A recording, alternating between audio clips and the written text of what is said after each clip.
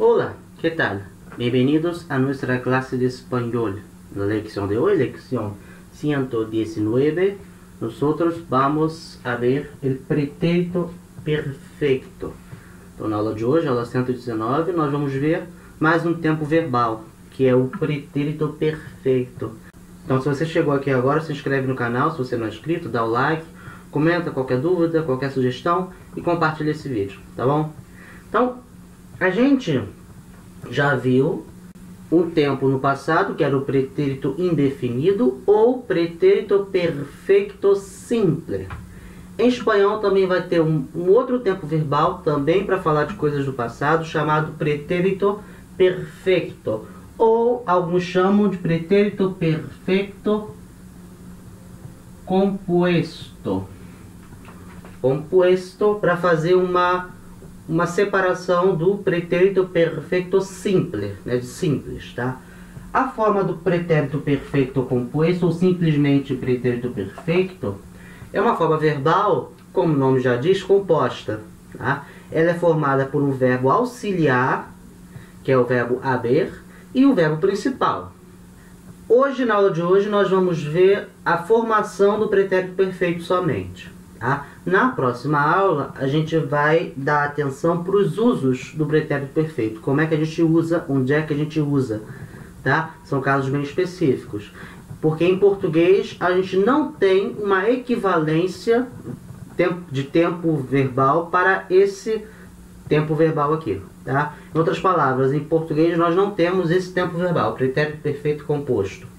Então, como é que a gente vai formar o pretérito perfeito? A gente vai formar com o verbo haber, né, que é o verbo haver, conjugado no presente do indicativo, tá?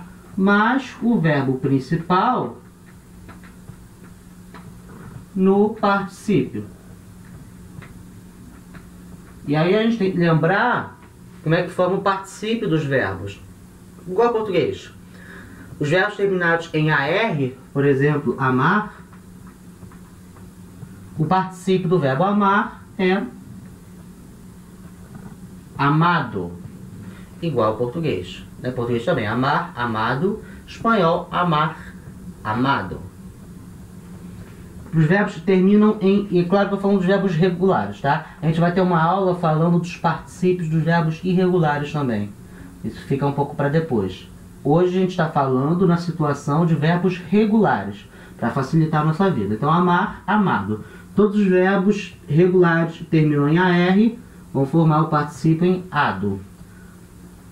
Verbos que terminam em ER, como comer, por exemplo, particípio vai ser comido, igual ao português. Né? Então, os verbos regulares terminam em ER, particípio ido, comer, comido. E os particípios e os verbos que terminam em IR, particípio, também vai ser ido. Então, salir, salido. Beleza? Então, é isso. Verbo terminado em AR, a gente tira o AR e coloca ado. Verbo terminado em ER, a gente tira o ER e coloca ido. E verbo terminado em IR, a gente tira o IR e coloca ido.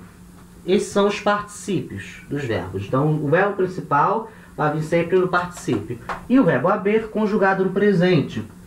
Ah, mas como é que conjuga o verbo haber no presente? Né? Um verbo irregular. Por isso, quando a gente aprendeu os verbos irregulares, a gente viu a conjugação do verbo haber. Eu falei que era um verbo muito importante de saber a conjugação. Porque ele vai ser usado como auxiliar de vários tempos verbais. Como esse que a gente vai ver hoje.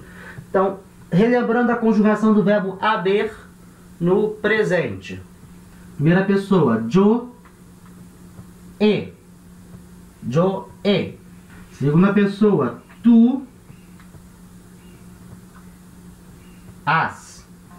Aqui, tu e vos vão ter a mesma conjugação. Tu has, vos has. Tá? Não vai ter diferença. Terceira pessoa, ele, ella, usted, a.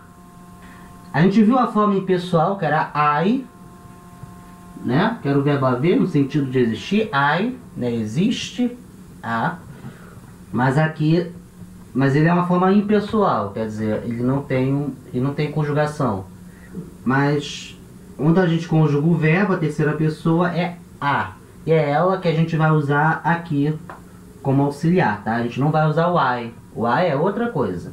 É pra usar no sentido de existir, né? É outra história.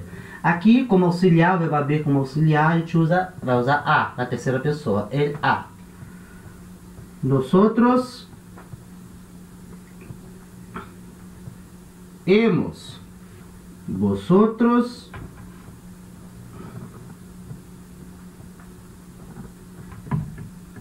habéis.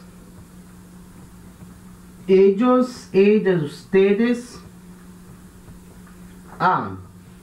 Então, repetindo, conjugação do verbo haver no presente: yo, he, tú, has, él, ha. Nosotros hemos, vosotros habéis, ellos han. E aí, junto do haver, né, do haver conjugado, a gente vai colocar o verbo principal no particípio. Então, yo he amado, tú has cantado, él ha comido, nosotros hemos salido, vosotros habéis viajado, né, viajar, viajar, ellos han perdido, por exemplo, o verbo perder.